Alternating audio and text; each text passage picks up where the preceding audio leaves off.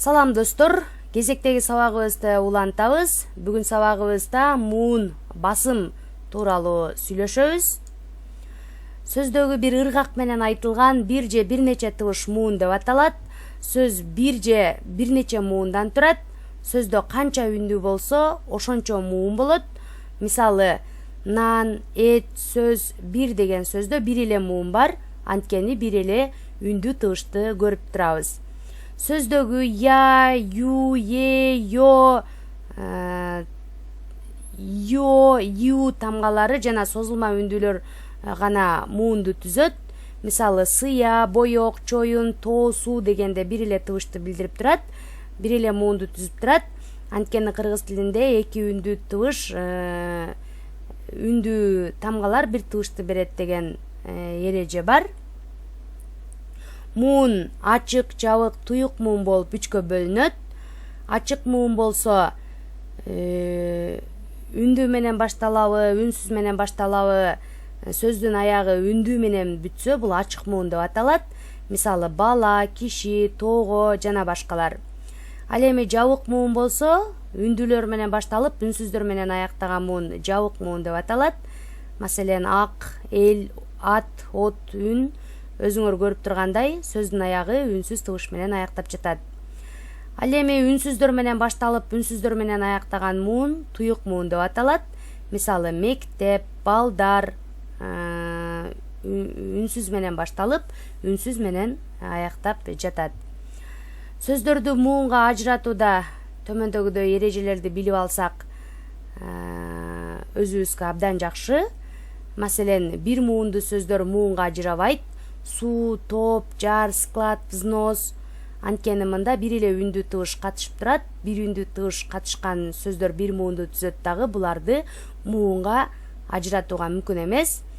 Эки үндүүнүн ортосуна келген бир үнсүз тыбыш экинчи үндүүгө кошулуп муунга ажырайт. Мисалы, темир, тогуз, бала, резина деп ажыратабыз. Мисалы, ир деп ажыратпайбыз, темир деп ажыратабыз.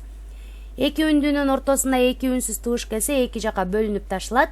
Мисалы, парта, р менен т үнсүз тыбышы катар келип калгандыктан экөөнү бөлүп ташыйбыз. Курдаш, тар, ишмер жана башкалар.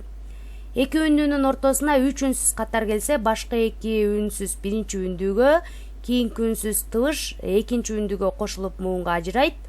Орус тили аркылуу кирген сөздөрдө үч үнсүз катар келсе, муунга бөлүнүү бул эрежелерине баш ийбейт. Анда өзүбүздүн эркибизге карата ажыратып кое беребиз. Мисалы, галс, тук десек дагы жол берилет. Гал, анан стук десек дагы жол берилет. Комплект, коммунистик, пунктун жана башкалар. Эми ташымалга токтоло турган болсок, сөздөрдү ташымалдоодо биз төмөнкү тартиптерди эсибизден чыгарбашыбыз керек. Бир муунду сөздөр ташылбайт. Мисалы, даңк, төрт, өрт, журт, склад, спорт, взнос. Бир тамгадан турган муундарды жол аягына калтырып же жаңы жолго ташууга болбойт. Мисалы, сыя, өмүр, араба, акын, алам деп бир үндүү муунду түзгөн тыбыштарды жол аягына калтырып же жаңы жолго ташууга болбойт.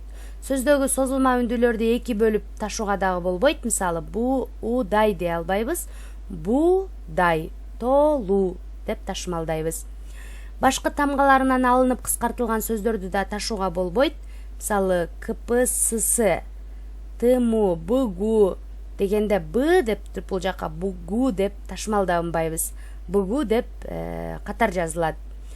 Кыскартылган сөздөргө айкашкан мүчөлөр жаңы жолго ташыла берет.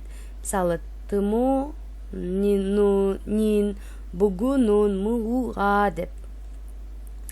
Адамдын аты, атасынын аты кыскартылып берилсе, аларды фамилиядан ажыратып ташууга болбойт. Мисалы, Ч деп туруп Айтматов дей албайбыз. Эгер Айтматовду кайсыл жака жазсак, Ч ошол жака жазылат.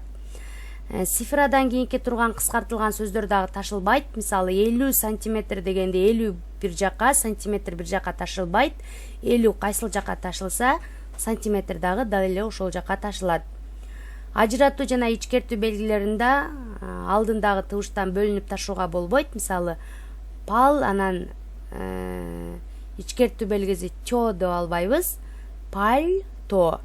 Ичкертүү же ажыратуу белгиси ташымалданган сөздүн биринчи бөлүгүнө жалганып ташылат.